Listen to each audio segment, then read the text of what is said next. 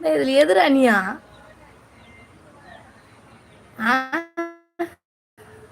கோபி என்ன நடக்கிற பையனா அண்ணா நடக்கிற பையனா ஏன் உன் போட்டாவே தனியாக இல்லையா? நானும் எங்க அண்ணனும் அப்படி பார்த்தா இனாண்ட கருப்பு கலர் பண்ணு போட்டுக்குது நீ தான். கரெக்டா நான் சொல்ற? இருப்பாக்கலாம் நல்லா.